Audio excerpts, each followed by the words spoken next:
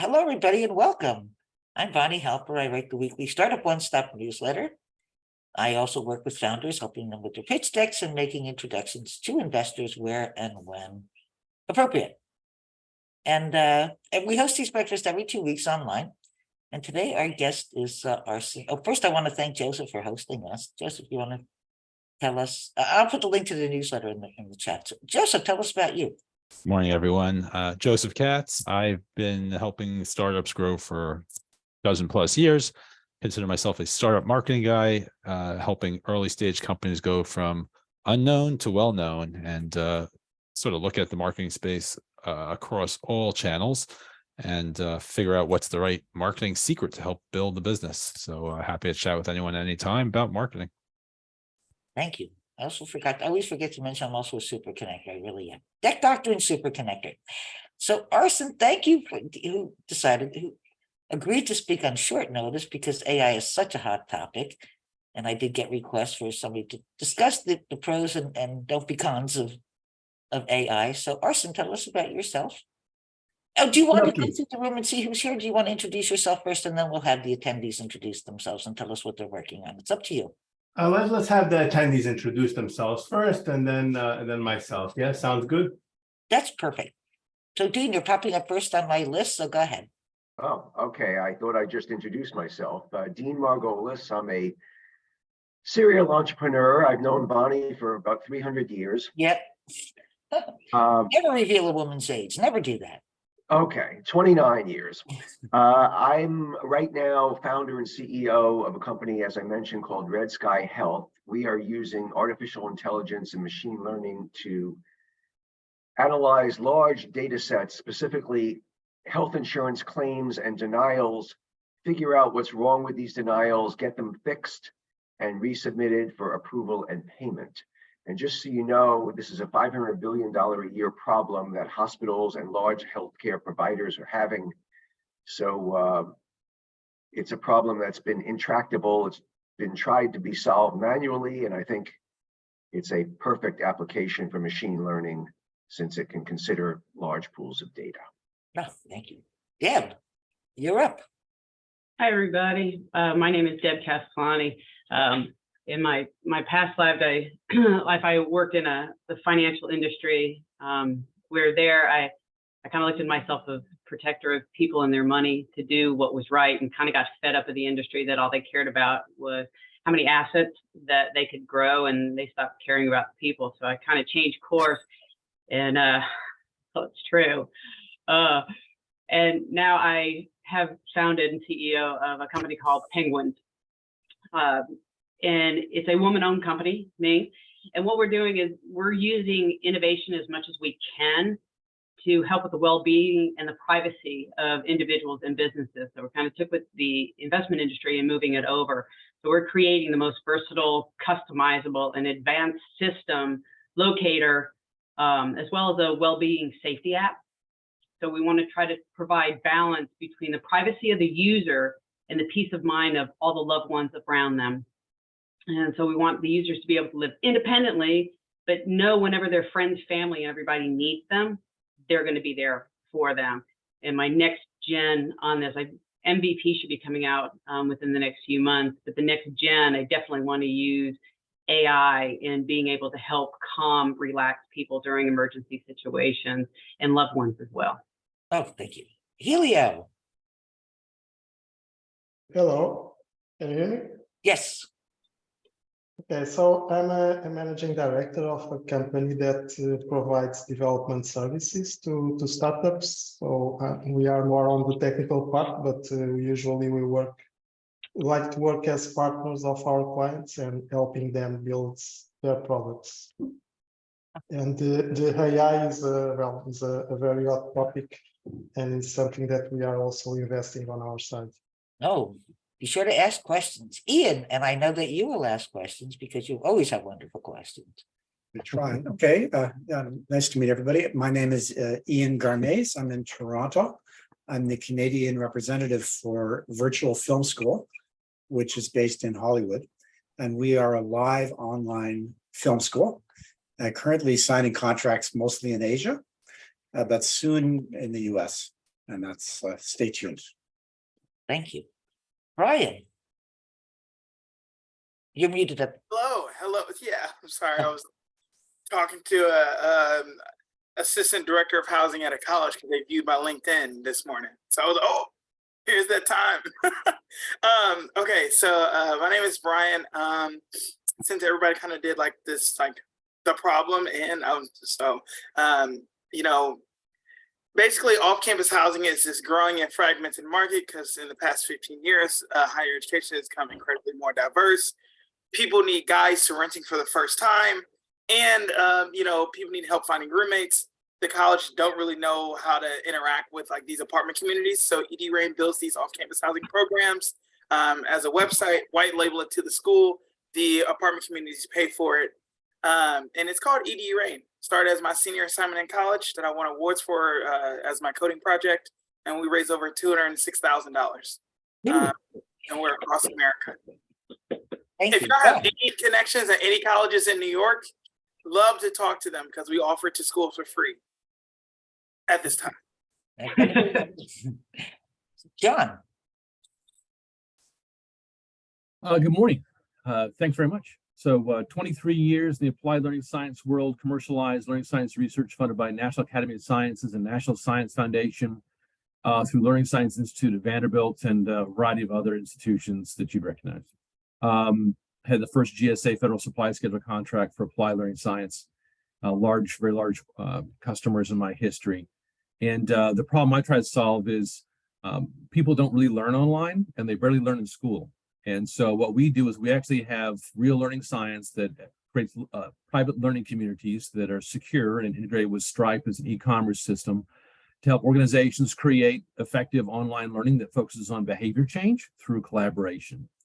And we use AI, or planning to use AI and machine learning in a very constrained way to look at the scope of the content, type of content, duration, time, all kinds of metrics on our side within our platform to give people a dashboard view and then get close to predictive as much as you can through our systems to give individuals and leaders a more effective view of what their individuals know across their organization, when, where, and how.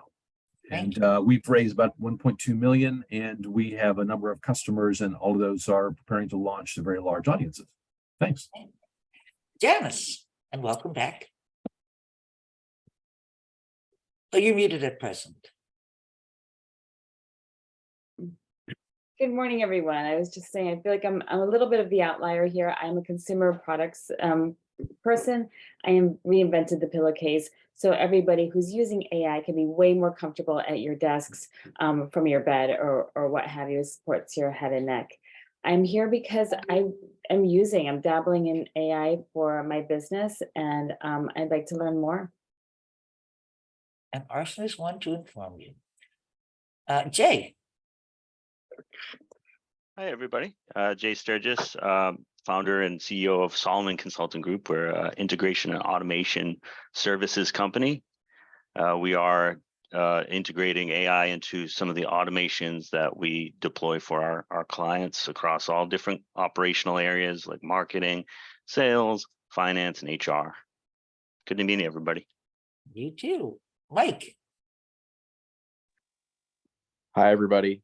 Sorry, I'm just from my phone. You might hear my puppy barking in the background, so just a warning. I'm the CEO and co-founder of Snorble. Snorble is a AI companion product for little children that helps them to learn education, healthy habits, and social emotional learning.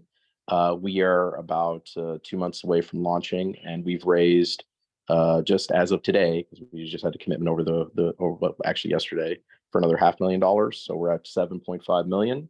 And we're getting ready to ship to our first customers. Snorble is, we did an Indiegogo a while back where we pre-sold $200,000 worth of Snorbles in 20 days. And now we're ready to go to market. Congratulations, and I'm very proud, especially since I helped Mike and crew with the original pitch deck to investors. Yes, you did, Bonnie. Thank you so much. And yes, they closed around. So Arsen, introduce yourself, and I see you have a presentation, which is fantastic.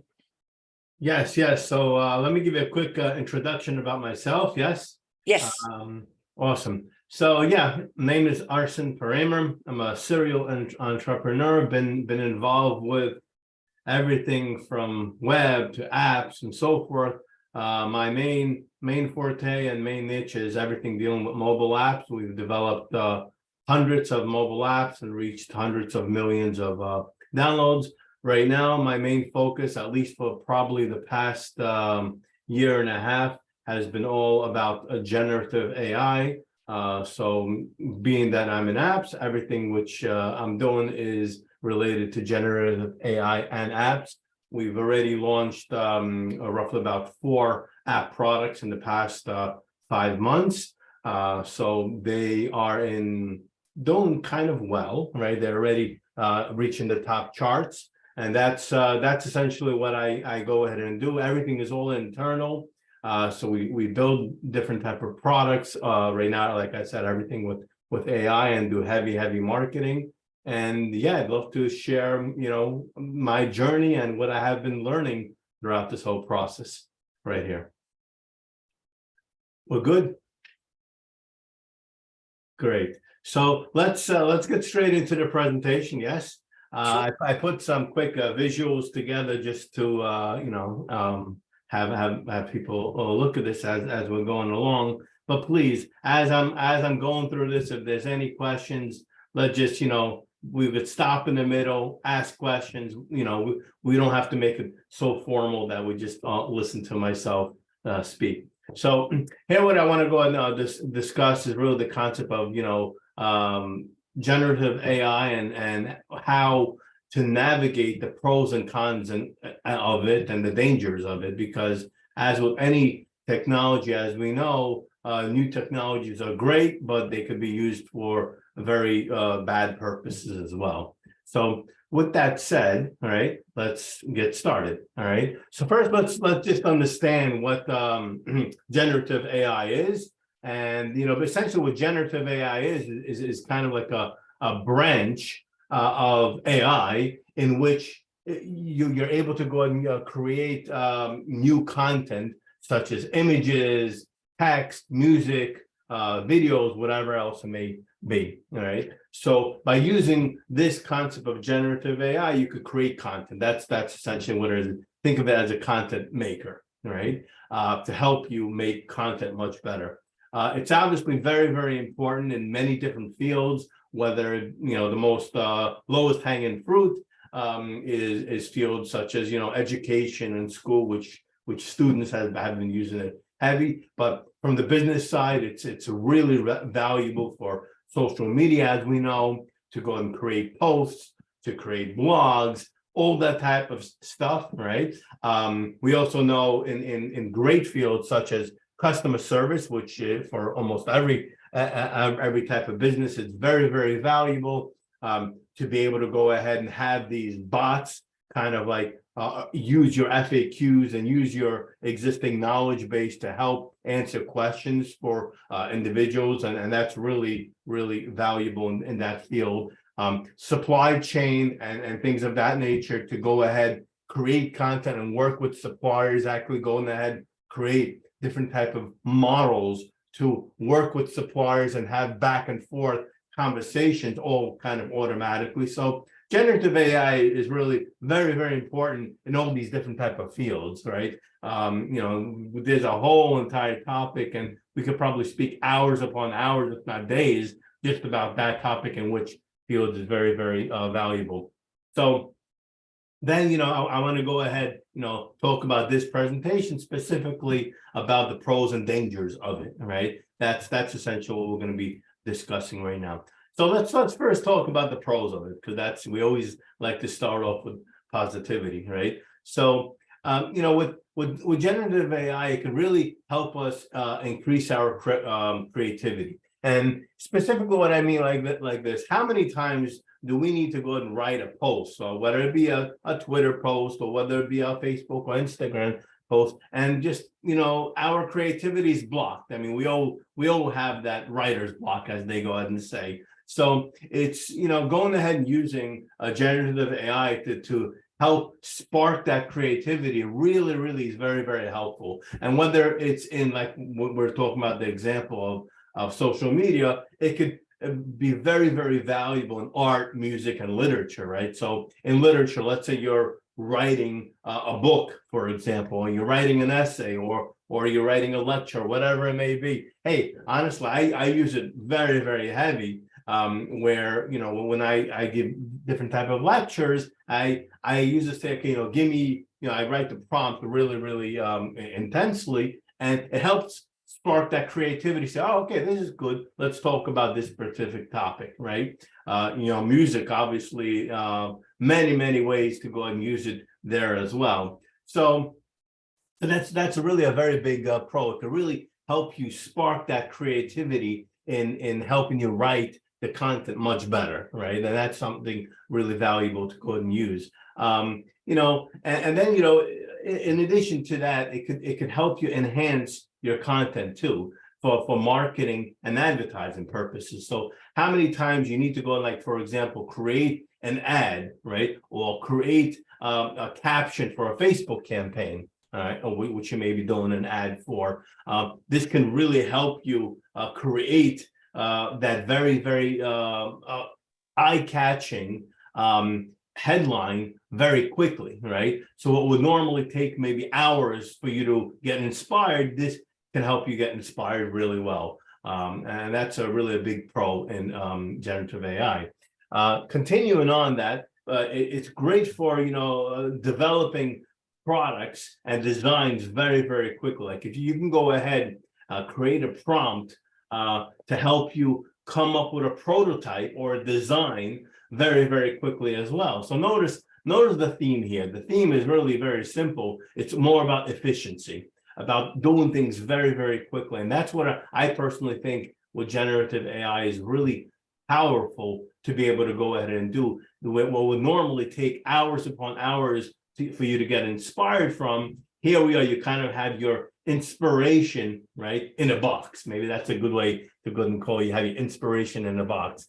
You know, it could help you facilitate a lot of augmented data as well. So by going ahead and let's say you have a huge data set, right? Whether it be financial or whether it be summaries of financial reports, whatever it may be, you can kind of like go ahead and feed it to a model. It'll learn about it, okay, and they'll go ahead and find patterns in it. And that's like really something really cool to go ahead and do and help you do things. I personally do this a lot with different type of like stock data, right? Where I'll go ahead and, you know, feed it a whole bunch of stock data, right? Like a page and the pages long of, you know, bid and ask prices and so forth, and say, hey, find me a pattern. Now, of course, this is something which, you know, can go ahead and do manually as well. But here we go, generative AI can go and do that in a matter of seconds, thereby saving me hours to go do. Not to go ahead and say, all right, I'm not going to go and do any further analysis. I'm just going to go ahead and use what it says, but it could really help facilitate that really quickly initially. And of course, augmented, you know, reality experience as well. It could really help revolutionize that entire whole concept as well. So now we talked a lot about the pros of it, and which you know, there's so much more to go ahead and talk about. Like I said, I mean, there's a whole hours upon hours we could talk about the pros of it. But let's talk a little bit about the dangers of it. And you know, I think one of the very big dangers, which really scares a lot of people, right, is misuse of the information. Okay, where, you know, users can go ahead, you know, create this information, label it as theirs, okay, but really what AI may be going ahead and doing is using existing sources and not giving credit where it's due to authors, and then, you know, user can say, hey, I wrote this, right? And that's a very big problem in general. Plus, another very big issue is that not all the time what the AI is going to go and produce is really going to be valid, right? And that's a big problem, okay? Because, you know, I think it's going to cause really huge issues, because as we know, right, you know, anytime there's a problem, what do you go ahead and do? Oh, let's ask, Mr. Google, right?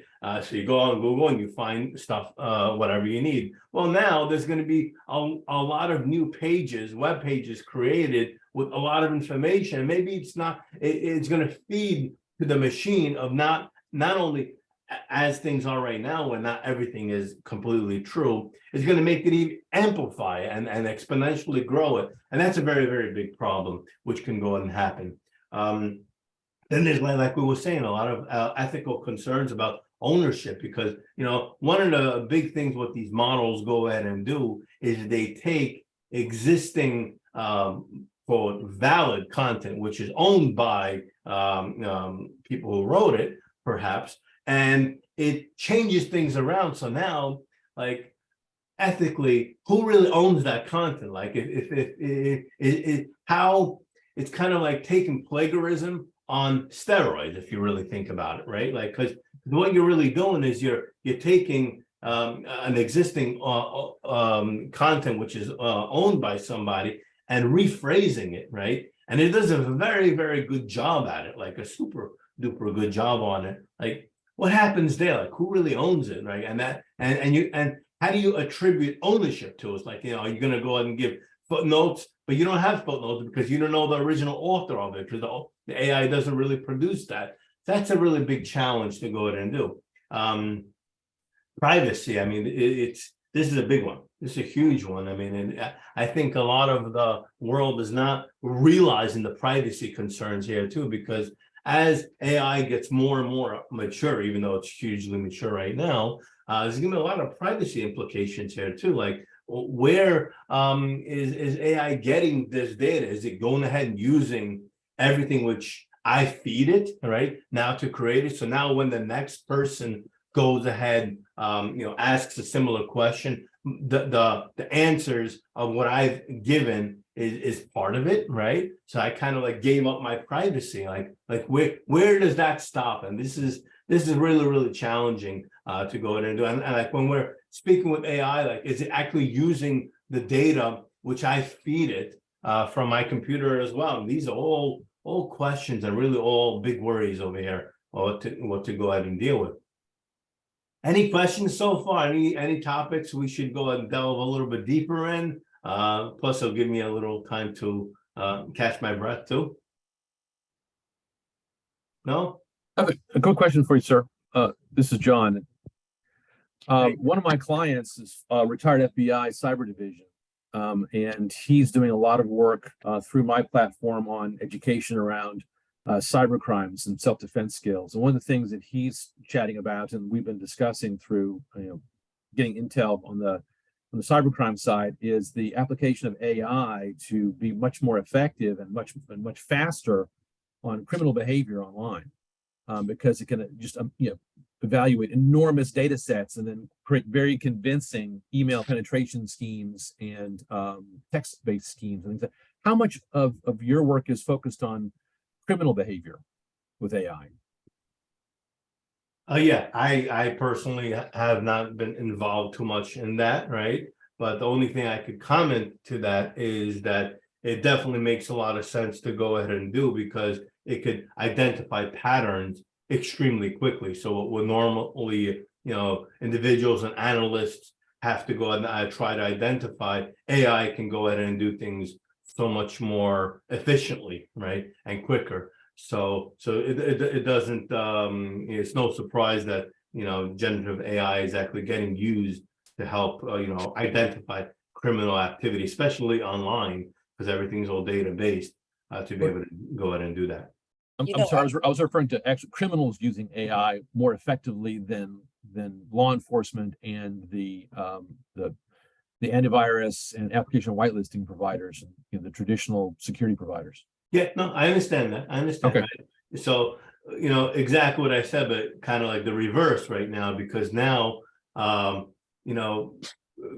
criminals can go ahead, kind of impersonate users much more efficiently, maybe. No, is that the best word to use? Or easily, right? Because like for example, right? This is actually a great topic, by the way, but for example, right?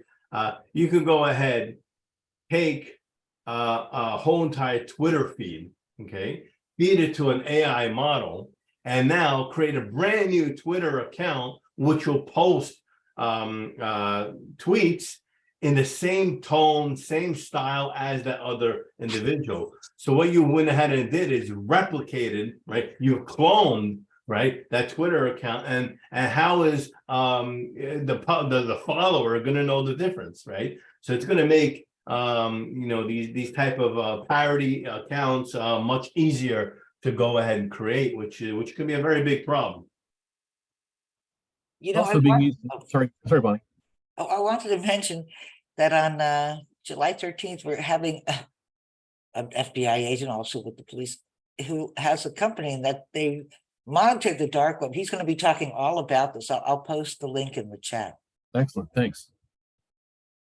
I'm sorry, go ahead. I have a quick question about it.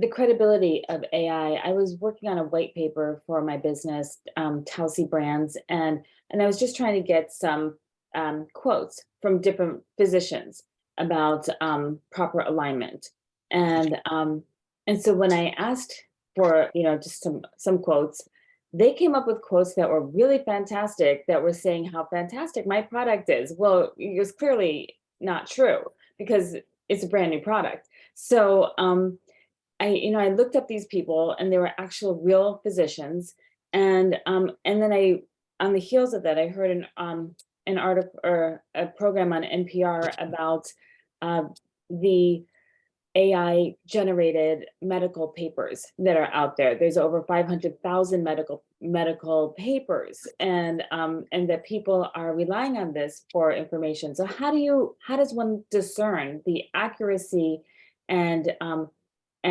obviously I'm not going to use those quotes. I even contacted a few people. I haven't heard back from them to just let them know like their name was used in this manner. So what can you speak to that? Yeah, this is kind of like what we mentioned a few moments ago, the concept of ownership of the content, right?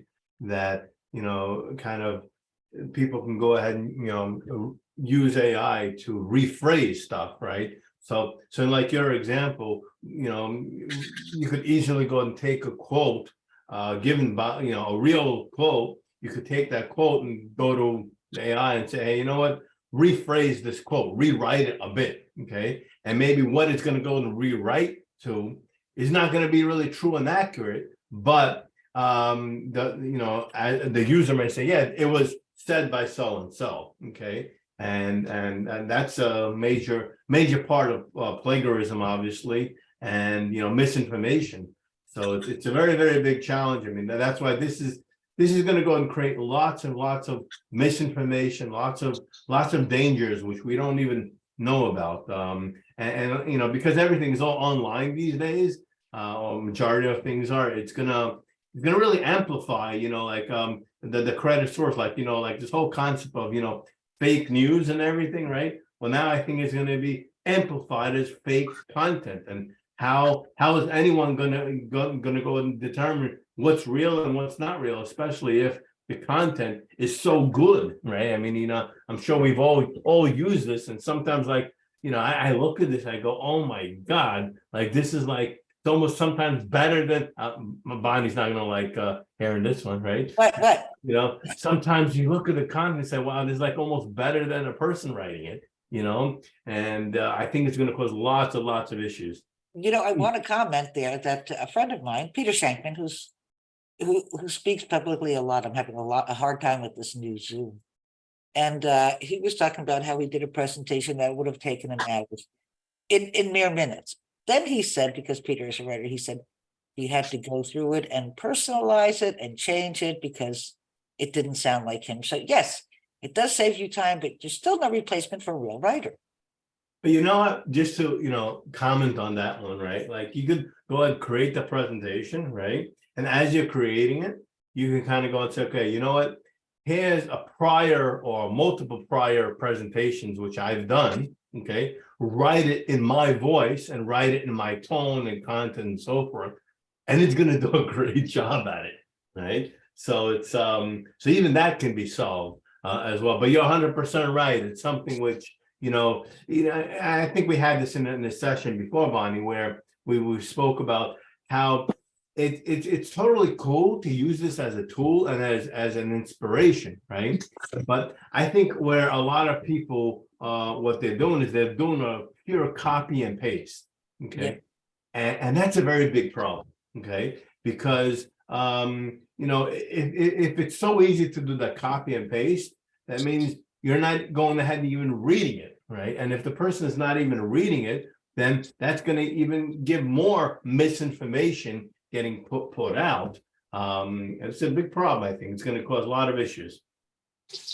Yeah, I just wanted to mention this well-known problem of hallucinatory behavior by large language models, which you may have heard recently caused a problem in a legal case where a lawyer was caught using ChatGPT to generate briefs. And it was discovered that there was completely invented information, in clause. So the current large language models that are used are not immune from creating completely false information. It's not just rephrasing or, slight modification, but completely fabricated. Yep. This is having consequences right now. So Yeah, how do you respond and what's to that? interesting is that we're only publicly maybe 7 months into it, something of that nature, right? Imagine where we're going to be in 6 months from now, right? Because we got to remember something. As we users and consumers are using these platforms, and this is kind of very scary what I'm going to go ahead and say, right? We are feeding it so much more information, okay? So we're feeding it so much more information, which means it's going to, and we're talking about like millions and tens of millions of people are using these products on a daily basis. And that information, the AI is learning from. So, which means the following day, it now has much more information to go by. What does all this mean? That means in 6 months, we will be exponentially, right, ahead of where we are right now, which also brings to the concept of the dangers are going to be so much more. We don't even know how much more dangerous it's going to go ahead and become just 6 months from now. Can you imagine a year or two from now what it's going to go and happen? That's why this scares a lot of people. And I think it's really incumbent upon consumers and individuals alike to go ahead and really be more careful of what information they kind of look at and almost believe, right? Like, it's like, I honestly think like we're gonna one day look at this whole concept of fake news, right? As almost like, wow, that was nothing compared to where things are gonna be as far as fake content, because I think fake content is gonna really be exponentially grown even more and more. Yeah, and heading into election time, the dangers of that are kind of manifest. Yes. Oh yeah, it's very, very scary. I know, like, everything which I've been speaking the past few moments is almost on the negativity of it, but it's, we can't go ahead and put our head in the sand and say, yeah, this is all positive stuff, right? There's only good is going to come out of it. We hope, obviously, there's a lot of good which is going to come out of it, but we have to understand there's a lot of implications, a lot of challenges which could come too. Like, some of the other things, as you could see on the specific slide, all right, there could be a lot of unintended consequences from the generated content, right? From the society perspective as well, right? Like, people can go ahead, see certain content which has been created and act upon it in the real world, right? Right. That's very scary stuff if you go ahead and think about it, because as sad as it may be, that majority of people, when they read something on the internet, they classify it as true because, hey, it's on the internet. But intelligent people know that whatever you read on the internet, take it and take it with a grain of salt, right? Because not everything is true, as we know, and this is just going to go and amplify it even more so. Because, like, for example, I know so many companies right now, what they're doing is they're amplifying their SEO efforts by creating lots of blog posts, and instead of hiring individuals to write it, they're using generative AI to go to do it. Now, again, this is super cool because it saves a lot of time, correct? Right? Where normally you'd have to have an amount of analysts and writers to do it. Here you are, you could go ahead and use AI to do it. So what is this going to go ahead and do? This is going to go ahead, create more content on the internet, which means those pages, those websites are going to be indexed much better, which means that content created by the generative AI systems are going to possibly show up even higher than the true content, the accurate content. And that's very scary if you really think about it, right? Because, there's going to be so much more content created by these generative AI systems. Oh, I wanted to mention that, I belong to this group and, another group, and somebody posted their pitch deck, which was completely written by generative AI, to the group, and everybody, and these people are not entrepreneurs, they're marketers primarily. And they were oohing and eyeing, and so I'm going through the pitch deck. I was kind of laughing my ass off because there was not, it was so copy heavy. Every single point was there. Every single point was there. There is not an investor in the world who would have gone beyond the first page. Once they wouldn't have. Yeah. It's like there's one thing to have it generate information. It's another thing to know the format and your audience.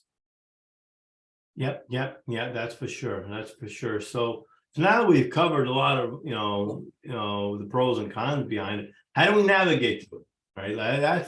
That's the really the big question, as they say, right? How do we navigate this, and how do we make it how do we create kind of like these ethical frameworks, which at least there could be some sort of clear guidelines. Like if we can go ahead and establish clear guidelines and regulations for using the AI, right? Like, kind of almost like, I almost wish that there's a way where like maybe Google and Bing and all these guys can go ahead and say, all right, this is a disclaimer. It has been created by generative AI, but the question is that how could even they determine it? I mean, they really have to go and get so advanced to make sure that they could identify that, and add those disclaimers. And I think we have to, as a society, kind of like create some sort of guidelines on this whole concept, right?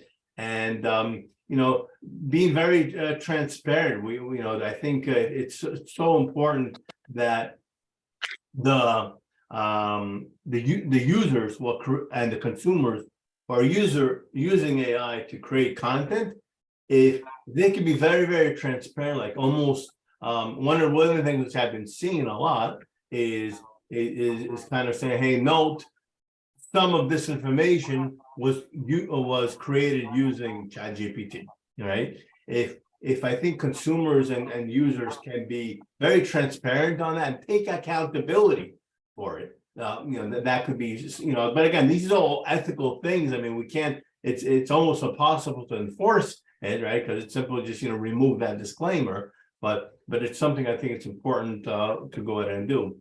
And then the efforts between, the researchers and policymakers and everything, they have to kind of like really collaborate and work together to kind of, address these very, very important concerns, to help, the general public navigate through this whole entire situation. Okay.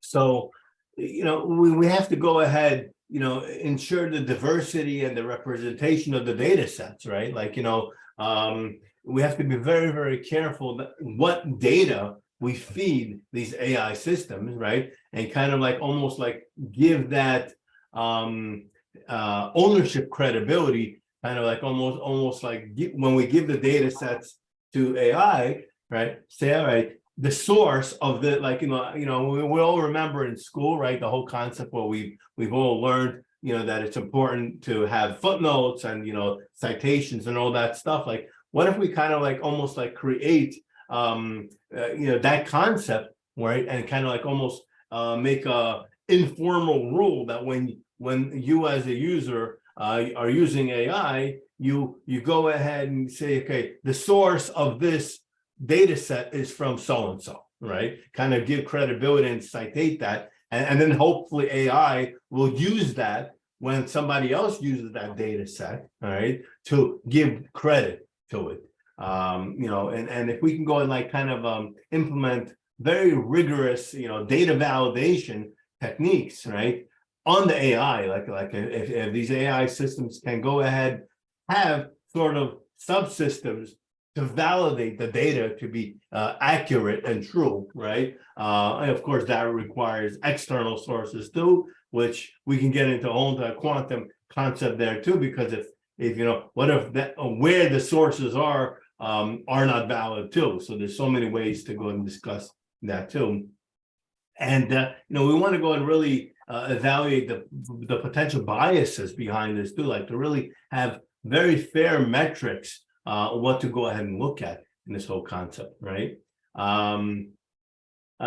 Yeah. Any other questions so far? Any topics? Yes, we got. Well, I just wanted to mention that as Time Magazine revealed earlier this year, there are already hundreds of thousands of people in India and Africa who are working on filtering and tagging of the information, which is then produced by ChatGPT. So it's not a fully automatic process. No, there's already a large human component, and in fact, it's been validated that these people are suffering tremendously from their work because they're having to review some very unpleasant content on the internet. So they have sued Meta and other companies because of these effects on them. I also wanted to mention that it's important to qualify that it's a ChatGPT or an LLM that has generated the information, because there's a lawsuit where a reporter was accused of, siphoning money from an organization he did not, and it said that he was on the board. He was not on the board. He had nothing to do with the organization, and there's a lawsuit, and there's going to be other lawsuits. I don't know if he's suing he's suing OpenAI, but doesn't the reporter have a responsibility to validate information too? I mean, or is this going to fall under something like a Title 42, where the platforms aren't responsible for information posted? Yeah, these are very good questions and concerns. I like what I think Ian, right? You mentioned that there's a lot of people like analysts kind of manually determine whether that's true or not.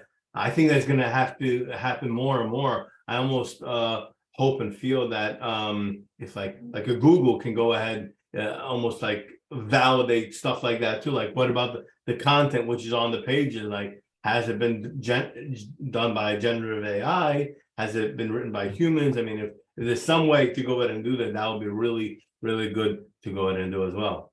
But you also, I'm glad you mentioned the source data sets as well. Something that I learned very early on with my projects with Army Intelligence.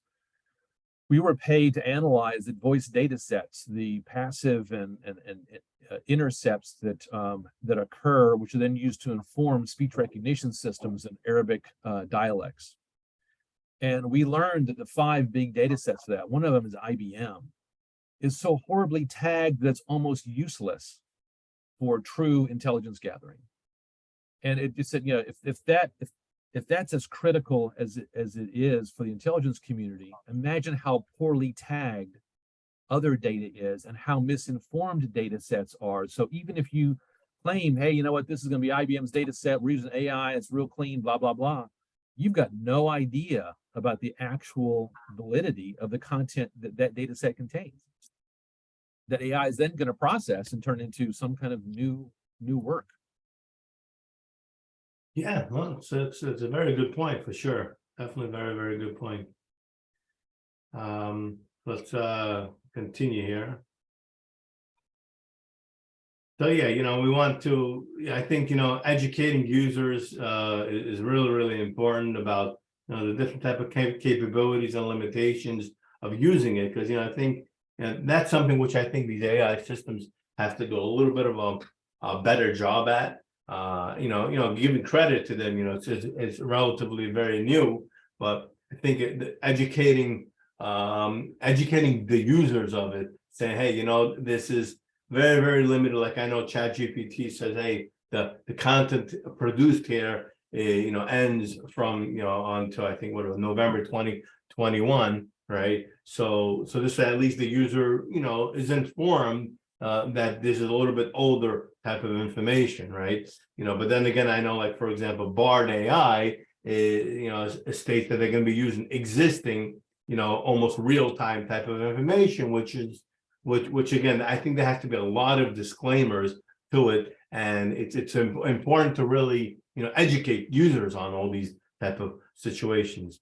So, I just want to go and, conclude over here that, we've talked about the pros and the cons of it, the pros that we could really do a lot of inspiration, and really it helps us come up with ideas. It helps us do our job. But I think it's so important that we understand that what generative AI is, it's more of a tool, not a replacement. Now, I like that one, right? Let's go and use it as a tool, not a replacement. So it's a tool to help you write content, but it's not a replacement to get rid of your content writer, right? And I think that's important to go and understand that. And clearly the dangers. I mean, there could be a lot of misuse of it that is just growing and growing, like everything which we spoke about. We spoke about the importance of taking the responsibility and creating right ethical type of guidelines to go and use all these AI technologies. That's really important. And I think really the call to action for really all of us, right, is just to continue to do the research, be very diligent on it, and have the collaboration be done amongst the policymakers and so forth to really help users use this great technology, but really kind of set some sort of guidelines of the best ways to go. And whether the guidelines are enforced or not, that's a different problem in itself. But I think it's important for us to have these type of guidelines in place. And just let's again use this technology as a great tool to help us accomplish more, versus and saving us time. So and to remember that while the AI is scraping the internet to get you information, it's scraping your computer too. Indeed.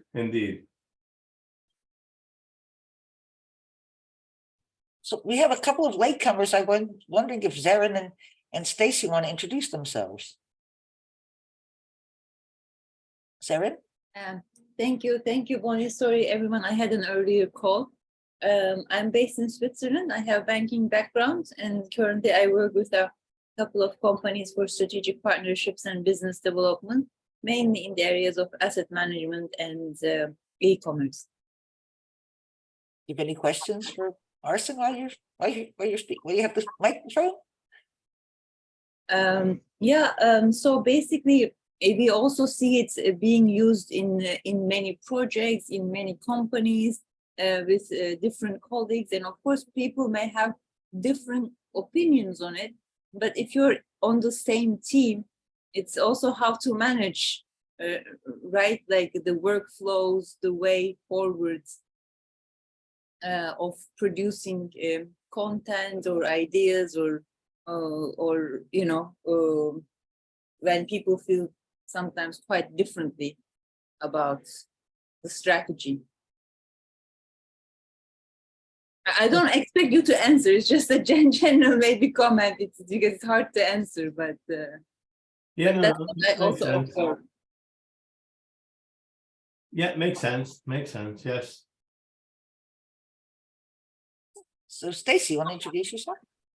Sure. Hi, good morning. My name is Stacy Chan. I've been in the generative AI space for a little bit. I used to work at Google for many years. Then my co-founder and I left to start a company called Videofy.ai. We essentially convert text to video. And my background, even before Google, was in journalism.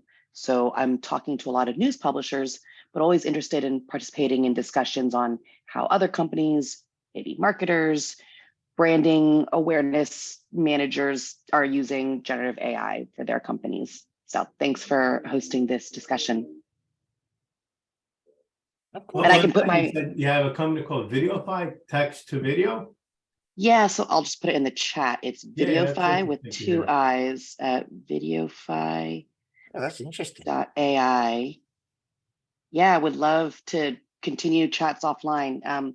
We can convert text. So that's a news article, a press release, even text from your website into videos that are optimized for social media and your website. Got it. Got it. Do you guys have like any APIs or something? Well, we'll do a custom parser per publisher. So we essentially will scrape articles, use fine tuning from our LLMs, because after you get pre-trained models that are trained on millions of data sets, fine tuning only requires thousands. And a lot of these publishers do have enough content for us to understand their content pretty well. And then we can convert their articles into videos. Got it. All right. Well, we should probably talk offline. Yeah, I'll put my email address as well. Sounds cool. Yeah, how far along are you? I'm curious. We've got a couple of paying clients right now. So we're sort of in the 0 to 1 stage. And in Q3, we definitely want to get to 1 to 10. So hopefully about a dozen paying customers. It's very early days. I think everyone is guardedly optimistic, which I think is the right way to be. A lot of newsrooms are just putting into their into their newsroom practices, AI guidelines on what they feel they need to disclose to their readers, even what is AI. For example, I was talking to Hearst because they own the San Francisco Chronicle. They believe our tool, and I appreciate the labeling of it as a tool, is really just that, for repackaging. We're not generating or potentially hallucinating any content, because we take what's in that original news article and, like verbatim, we'll put that into the video, and we'll pull images or videos that the Chronicle already owns or they have from their stock libraries. Very cool. Very cool. Thank you. Thanks for the opportunity to introduce myself. Of course. And thank you for attending. Does anybody else have a question? I'll jump in. Arsen, the last time you joined us for this event, you went through some of the other uses of AI. We've been focused primarily on the generative AI. Want to maybe comment on some of the other uses? I know Jay earlier mentioned he's doing some stuff in automation. I'd love to chat a little bit about that. Yeah, sure. I mean, it's so, yeah, right. Everything which we've been speaking about during this call is about generative AI and in particular content creation, right? But there's so much like amazing uses. Like the easiest one is about customer support and service, right? That's kind of using existing content, all right, and just helping. It's basically a whole entire back and forth interaction, kind of a whole entire conversational type of use. I think that's really phenomenal stuff which can be done. But I think heavy with supply chain and management, where you can go ahead and identify patterns. But again, that's going ahead and using like pattern recognition of large data sets and having AI going ahead and learn from that too. I think those are really, really powerful things to go in and do.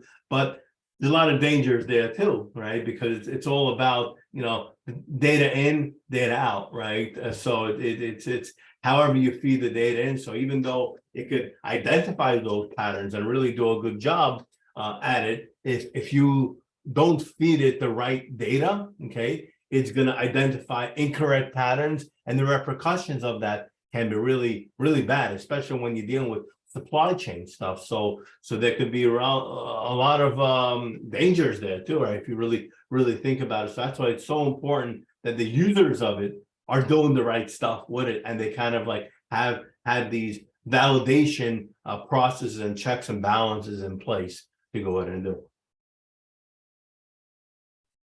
Arsen, you mentioned that a few times now, the concept of users doing the right thing. And there's this interesting assumption that AI trainers and developers are benevolent, and that they have this benevolent view of the internet and technology and all these things.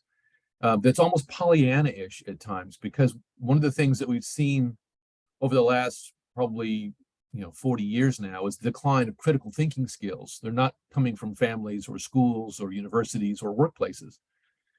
And it's concerned that this kind of tool is out there and resources are being dedicated to it without necessarily thinking, what, we've got a problem with people being able to analyze information for themselves, let alone using technology.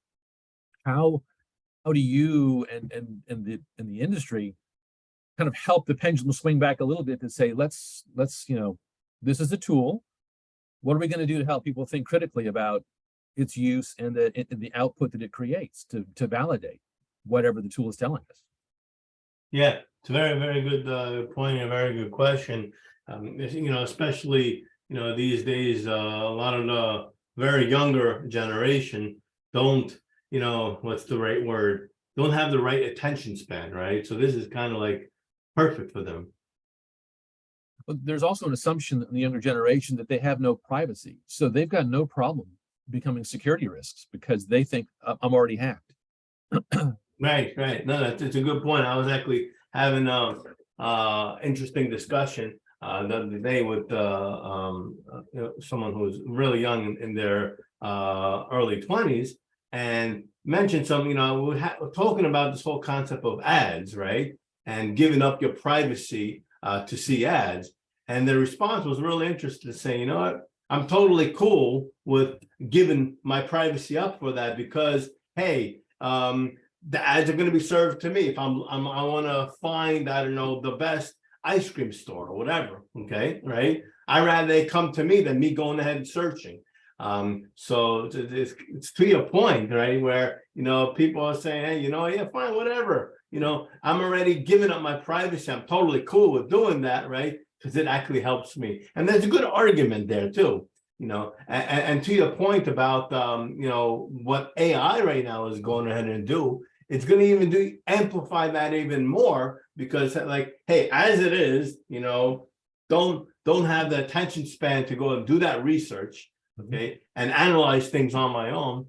Hey, might as well use this to write the content. Like I could really go and see like a lot of journalists, like who are really out of school or something like that, say, hey, wow, this is great, right? I'm going to impress my bosses. I'm going to go and get 10 articles done, right, in a matter of 3 days, right? Use this system to go ahead and do it, and take the rest of the day off or whatever, right?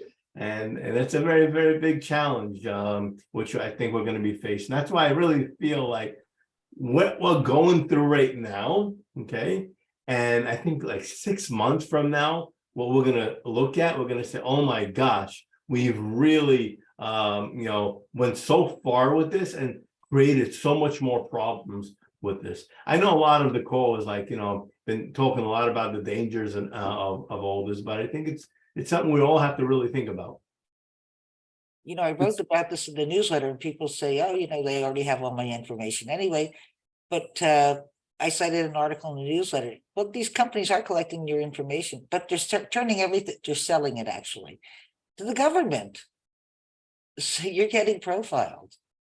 Yeah. That's well. What I've noticed is even the younger generation, a lot more of them are kind of getting tired of, which I think is funny. It's, the barn door's open, but they're tired of so much of their information being out there, and they're finally growing up to where, wait, I need a little bit more privacy. When I look at this with the younger generations, plagiarism has been a problem since forever. I mean, the highest reaches of government have plagiarized for years, colleges. I mean, there isn't a part of society that hasn't done it. And now we've given such a beautiful tool to make it so much easier to do. And hopefully it also has helped maybe to catch some of these. But I do worry about that. Really the high school and the college students, you don't have to go to a library and research anything. You don't have to research things online. You can just go, type it in and do it. So there are so many beautiful uses, but if we couldn't stop plagiarisms from years ago, giving them such an easy tool that we'll put it in the voice of an 8th grader, put it in the voice of a 12th, they can change enough of it and still be at the beach, skateboarding, doing whatever they want to, because there's an easy way out, which is kind of where we've come in society. And I think that becomes a problem to try to change, because it is a huge societal, and putting mere ethics on something, I don't think it's going to change it, unfortunately. Yeah, make it harder. I mean, I the other day also was speaking to a high school child, and he was telling me something interesting. Like, we're having a whole entire debate of using he said he's been using this to write essays and all that stuff. So he said something really funny to him. Like I said, well, aren't you worried that your teacher is going to look at this and say it's plagiarism and everything? He goes, no, don't worry about it. This is my strategy, and it's just amazing how they come up with this stuff. Right? Right? So this is what he told me he's doing. He says he asks ChatGPT to write the essay. Okay, it gets written, and then he goes and takes that, copies it back into ChatGPT, and says, "Can you please rewrite this for me in different words?" Okay, so it's kind of like really like if there is any plagiarism there, to like remove it. And yeah, this is what they're coming up with, which is pretty funny and pretty cool, but it can really cause issues. Yes, he's learned how to game the system. Yeah, they're coming up with great ways to game it even better. But I think the system was never, let's say, to start with, not equal, right, with the students, because some parents have more, the others don't. Some do this, do that. So I understand the concern and I agree, but I also feel there is even a bigger concern in the end, that the point of education should not be like memorizing and regurgitating things. What about critical thinking? Whereas people will feed you anything and you don't know, you think it's real, they'll put you in a metaverse of their own choosing. I mean, maybe we are all in a simulation, whatever. I don't want to go down that rabbit hole, but I mean, well, you have to really ask, like, what is going on? Why they wrote it like this? Who's the author? Who's my audience? Like, what is happening? I think that should be education. Okay, first of all, Zarin, if I am in a simulation, I want somebody to reprogram a much better life for my simulated life. Okay. Who's ever in charge of their reprogrammed Deb. You are in charge, Debbie. And when you realize this, you will do it. God's in charge. God's in charge. That's what I'm doing. I've heard that quite a few universities are switching to oral examinations, because that's a lot harder to fake. And in some ways, it goes back to the origins of university education. Yeah. That's what Socrates used to do, right? Yes. And I think we'll see a lot more of that. But that also introduces favoritism. I mean, maybe they will have like few teachers and they'll have an independent council. I don't know. Yeah, there's no solution without problems. But yeah. I think the value of written communication is going to be decreased by this development. People will trust it much less, and they won't accept that somebody's written something as being valid, and they'll want to hear what they have to say. And if they can't say it themselves, then maybe they don't actually. Or it will be finals, like monitored camera. You'll be in an exam. Like papers will be less important, but I don't know, exams. Yeah, well, maybe so. Or perhaps penmanship will come back into favor. People will be writing their essays, because I have zero penmanship at this point. Well, that would just be cool to teachers and professors. This has actually been a very good time for my business in particular, because we are electronic Socratic method, and so it's all about a circle of trust and sharing knowledge across people, that peer-to-peer aspect. So we use technology for communication tool and to aggregate content, but it's all human based. And then we use AI and ML in the background to say, of these humans, here's what they're chattering about. But we don't let that get out. So it's very highly constrained as meta-analysis. It's not as generative and dare I say even close to predictive. But I think what this is opportunity to do is really help us understand better the nature of trust among people. Yeah, it makes sense. Oh, I was going to ask you if you want to put your contact information into the chat, Arsen, in case anybody would like to follow up with you afterwards. Okay, sure. Why not? That sounds good. Here, I'll do that right now.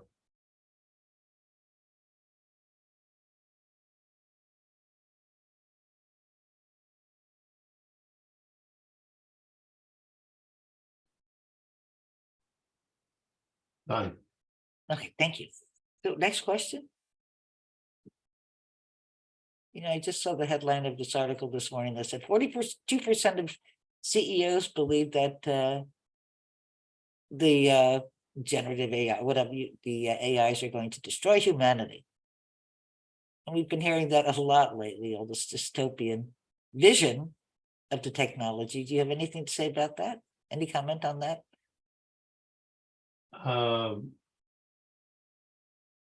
About taking over humanity. Yeah, and destroying humanity. I mean, it certainly is, top of mind for a lot of people.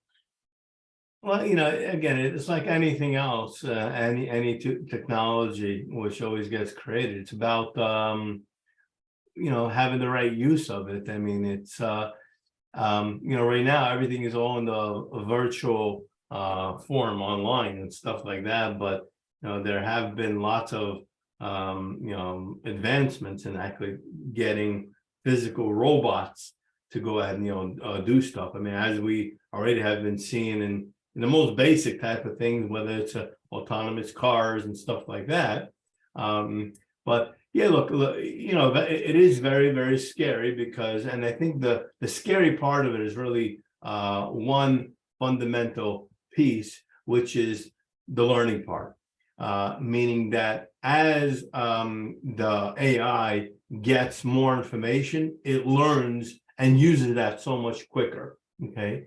And because the speed of it is so fast and it's able to process the information so much quicker, that's probably what scares a lot of people, of like the whole concept of destroying humanity and all that type of stuff. Because look, the reality is there are going to be a lot of bad actors which will use this for negative purposes. But then you can go ahead and almost do the same thing like about any other technology. Like even go ahead and use stuff like fighter planes, right?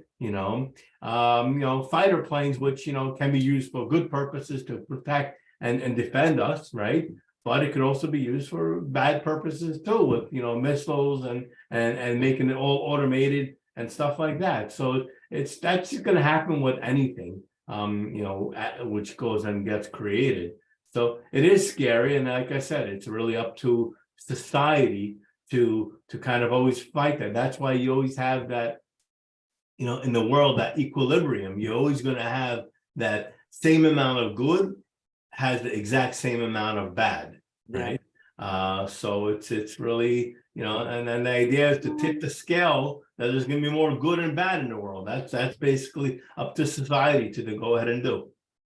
But I would challenge that, Arsen, just a little bit, because this is the first technology that can make itself. F-16s don't build themselves. It's definitely what makes it even more scarier, right? And this is the first technology that's done that. That is true. You got to also remember the whole concept of AI, even though it has been really publicized so much the past, 7-8 months, has actually been around for a very, very long time. It's just supercomputing. It's not really AI at all. It's just very rapid analysis of huge data sets of unknown origin. Exactly. And I think that's what probably amplified it so much, that our computing power has exponentially grown the past few years. I mean, you really go and you think about on your iPhone or Android, what you have, that computer, what you have there, I was actually reading that it's actually much more powerful than what I think the Apollo 13, right? Space shuttle. Right? It has more computing power than the space shuttle does. Yep. Isn't that crazy, right? And and everything is just growing exponentially more and more. So like where we're going to be in a year or two from now, it's crazy, right? It's really phenomenal about the whole thing. That's why I think it's really just so important for society to really control this. Okay, but again, we're gonna have bad actors. That's what's just going to happen. We will have bad actors who are going to go and use this technology for bad purposes, but that's just how things are. Yeah, that's always been the case. But also, yeah, definitely agree with the speed of development. Considering even 20 years ago, I don't know, when I started college, there was no Skype.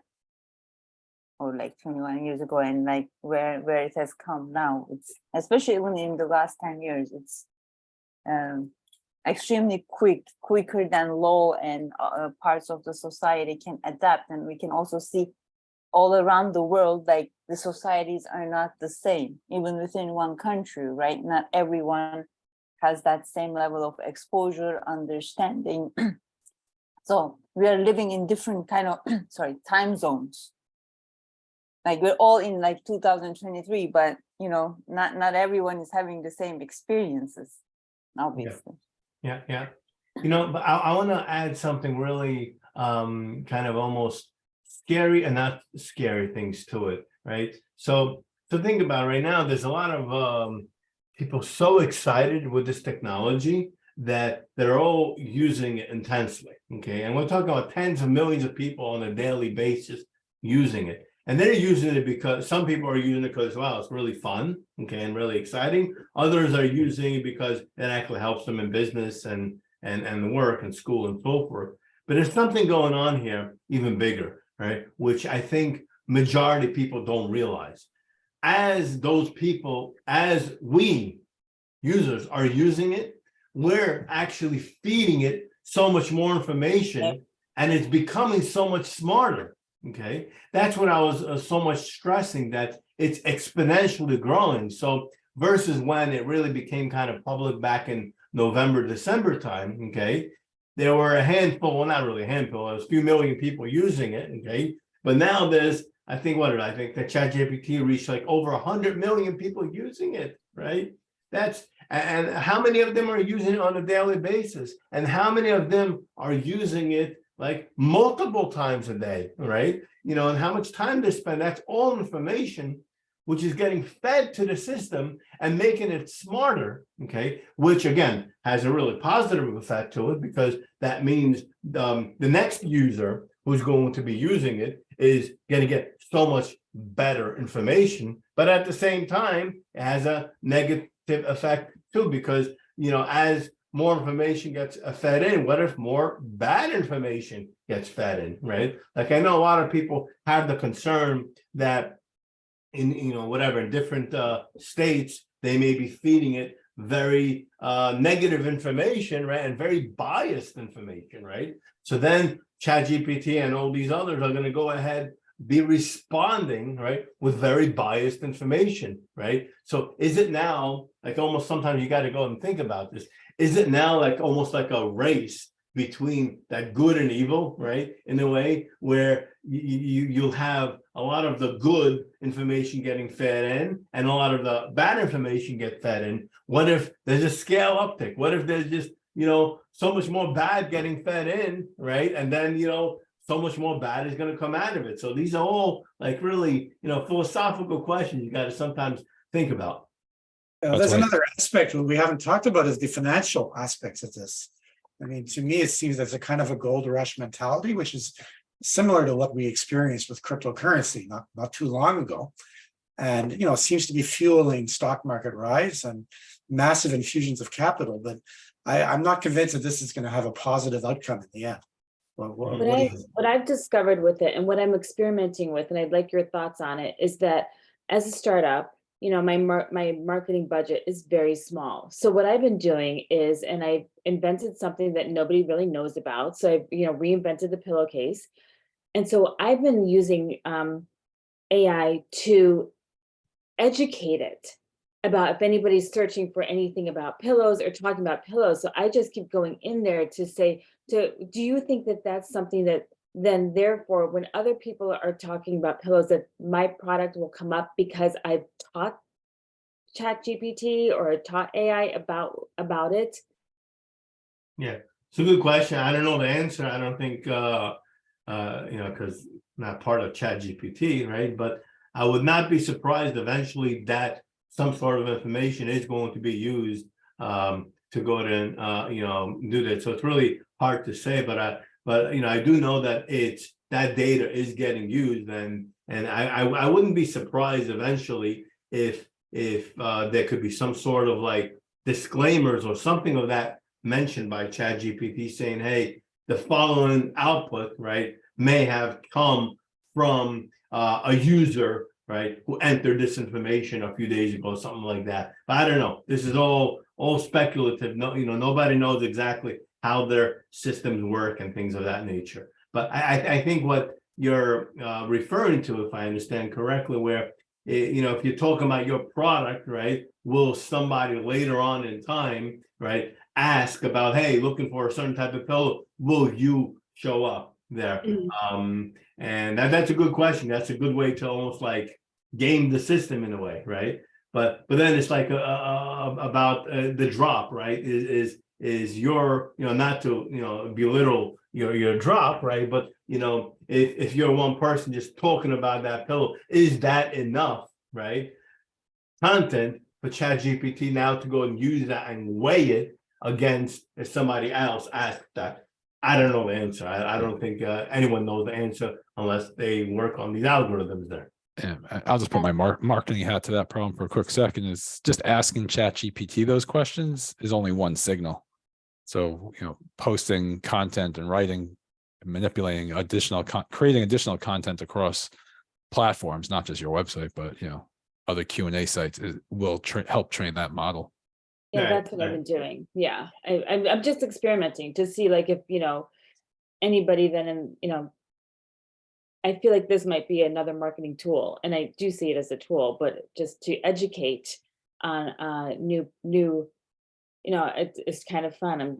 I am trying to game the system, as you say. Right. And also they can also maybe create, for example, we talked about like the good and evil. Of course, that's when, especially talking political, in every country, it's a frame of reference because one will the other like that, and trying to game the system. But they can also, like the government profiling, measure like sentiment, signatures of the governments, the voters, like what gets them rioted, what calms them, and all of these things. And all in the end, quants will also try to trade on them. But also, can you trick the algorithms? Like, can you create such news to falsely make these bots or algorithms create trades, and then you profit? But of course, maybe that's taking it a bit too far. But it would be like gamified financial issue as well, potentially. We have to understand it's all a system. mathematical way of looking at it. So if there's 1, 2, 10, 100,000 people going ahead and trying to game that model, that probably is not even close to being enough to make any impact, right? So it's like even the example I think about the pillow, like, okay, that's one person talking about the pillow, right?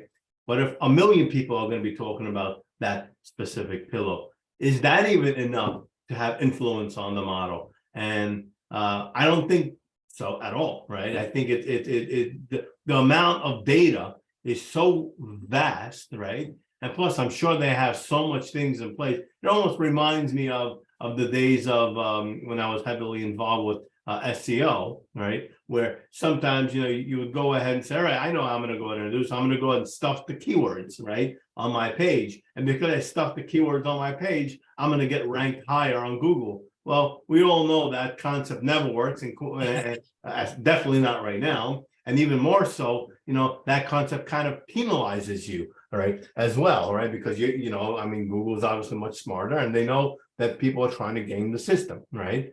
So like even right now, like there's other people who will go ahead and do with SEO content. All right, I'm going to go and get a lot of pages to link to my page on and that's going to give my web page much more validity to it. But the question is, how many do you need that, and in what period of time? It's not like, okay, I'm going to get 1,000 web pages to link to my page right now. Well, that's you're trying to go and game the system. I'm sure that checks and balances in place. I think it's even more so on the AI side as well. I also wanted to mention that a few months ago, Sundar Pichai, who's the CEO of Google, said that even internally at Google, including the engineers, do not exactly understand. They have no idea how the AI works. Yeah. And you're nodding, John. You saw that too. Oh, yes. And they've constrained it as a result and not gone public with some of their capabilities. Or they've not issued a public version of some of their capabilities. Arsen, you raised a great point about the 100 million people training AI. That's, to me, what concerns me is having worked in education in organizations, K-12, university, and corporate, is that the value of the 100 million trainers is decreasing every day. And so we're in a way kind of creating a race to the bottom. If 100 million people who are underperforming, or even 60 million other people are underperforming, then your AI trainers are underperforming and your AI results are underperforming. So it's kind of a race to the bottom. We're not working on the skills to create good data. We're working on the skills to create, regurgitations of bad data. Correct. Yeah. That's why I think, the models, I mean, I'm sure they're very, very advanced. And they themselves probably have a lot of ways to figure out, how the data is getting put in and, validating the data in some form or fashion. We don't know how they're working. And, there's just so much really super duper smart engineers over there who you got to also remember they're very unbiased, right? Because it's code which is looking at it, and code which is getting written in these algorithms. The algorithms are just taking in the variables of the data. If anyone is a little bit familiar with computer science, right?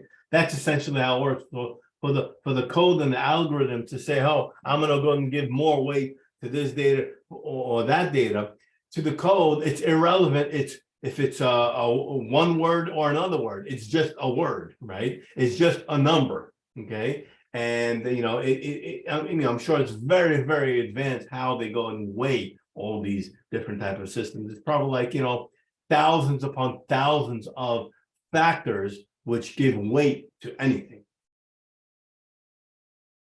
Bias means there's no judgment either. Right. That's right. That's right. Yeah.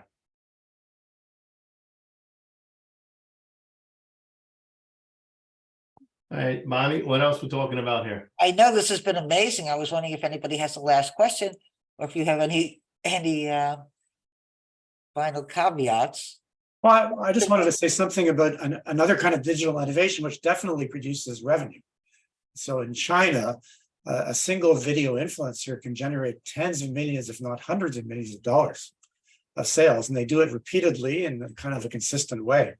And this is gradually spreading to other areas as well, including the US. But in China, one influencer was earning about $200 million a year a couple of years ago. So that's also a form of digital intervention, but it's more direct, and it comes right into people's phones instantaneously, and it can be very powerful. So there's going to be a lot of interplay between influencer activity and AI as we currently understand it, I think, in the next little while. But that technique definitely produces immediate profits in some cases. That makes sense. Some of the most popular Chinese online influencers aren't even real people. Of course. Yeah. Yeah, that's a growing trend too.